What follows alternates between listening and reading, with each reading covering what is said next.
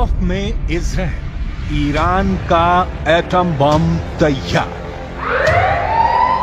बातें और दावे तो बहुत दिनों से हो रहे हैं कि ईरान इजराइल से हमास चीफ इस्माइल हानिया के बदला जरूर लेगा, लेकिन हमास चीफ हानिया की हत्या के 16 दिन बाद भी ईरान ने इजराइल पर एक भी गोली अभी तक नहीं चलाई है। आखिर ईरान इतना ज्यादा वक्त इजराइल पर हमला करने में क्यों लगा रहा है? इस सवाल का एक जवाब ये है कि ईरान इजराइल पर बहुत बड़ा परमाणु हमला करना चाहता है ताकि इजराइल को दोबारा हमला करने का मौका ही न मिले। ईरान से जुड़े इस सनसनीखेज खबर ने इजराइल के होश उड़ा दिए हैं। प्रधानमंत्री नेतन्याहू से लेकर अमेरिकी राष्ट्रपति बाइडेन तक ईरान की एटमी तैयारी से भौचक्के रह गए हैं। इंटरनेशनल मीडिया में छन छन करा रही खबरों से पता चला है कि ईरान इजराइल पर बड़ा हमला करने से पहले एक जबरदस्त परमाणु धमाका करने जा रहा है ताकि इजराइल और उसके दोस्तों को साफ संदेश दिया जा सके कि अगर ईरान को इजराइल ने दूसरा गाजा बनाने की कोशिश की तो ईरान इजराइल को परमाणु बम की आग में भस्म कर देगा। जरा देखिए ईरान के परमाणु हमले को लेकर क्या तैयारियां चल रही हैं। खुफिया एजेंसी को भनक लगी है कि ईरान इस वक्त अंदर ही अंदर परमाणु बम से जबरदस्त हमला करने की तैयारी में जुटा है। दावा तो यहां तक किया गया है कि ईरान के सुप्रीम लीडर ने कुछ चुनिंदा टॉप कमांडरों को आदेश दे दिया है कि ईरान इजराइल पर एटम बम से हमला करना चाहता है। हालात ये हो गए हैं कि ईरान की परमाणु तैयारी को देखते हुए पीएम नेतन्याहू ने एक बड़ी मीटिंग की है जिसमें ये समझने की कोशिश की गई है कि अगर ईरान इजराइल पर परमाणु बम से हमला करता है तो इजराइल ऐसी स्थिति में अपने बचाव के लिए क्या क्या कदम उठा सकता है। दावा किया जा रहा है कि ईरान लगभग 12 परमाणु बम बनाने के बेहद करीब पहुंच चुका है, जो पूरे मिडिल ईस्ट के लिए बेहद खौफनाक है, खास तौर से इजराइल के वजूद के लिए।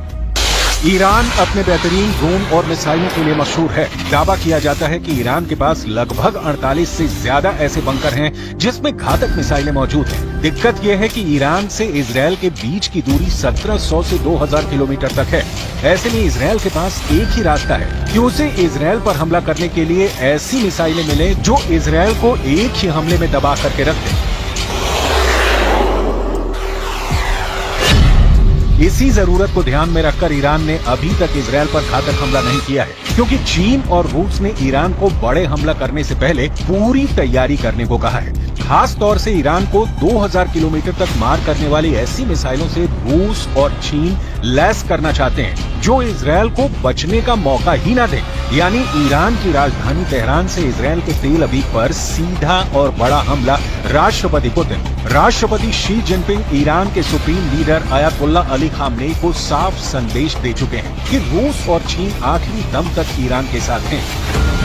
खबर है कि रूस ने अपने लड़ाकू परिवहन विमान से दर्जनों परमाणु क्षमता वाली मिसाइलें तेहरान पहुंचा दी हैं। दावा तो यहां तक किया जा रहा है कि अगर तेहरान ने इनमें से एक भी मिसाइल से इजराइल पर हमला किया तो इजराइल का विनाश कोई रोक नहीं सकता है।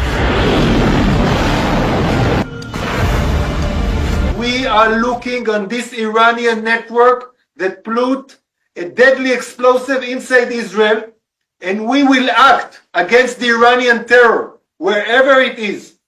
We will not expect, we will not get any Iranian explosive devices here and not do anything.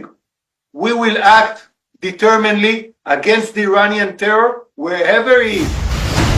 Iran की मिसाइल जरूरतों के मद्देनजर उसे रूस ने इस्कंदर मिसाइलें दी है। ईरान को इजराइल तक पहुंचने के लिए लगभग 1200 किलोमीटर की मारक क्षमता वाली मिसाइलों की आवश्यकता है, जबकि इस्कंदर सिस्टम की मारक क्षमता 500 किलोमीटर तक है।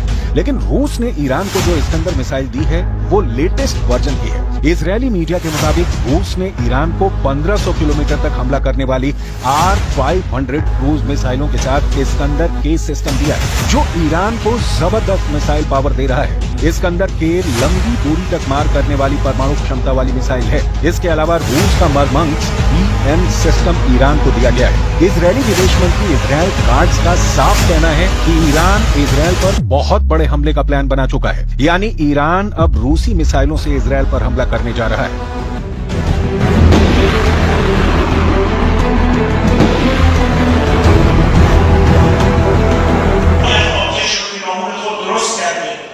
و فکر میکنه که میتواند کشورها را با ترور دانشمندان هسته‌ای را در خیابان‌ها ترور کنند تا یک کشور از دستیابی به انرژی هسته‌ای باز بماند. این مضحک‌ترین استراتژی است برای دستیابی به یک هدف سیاسی.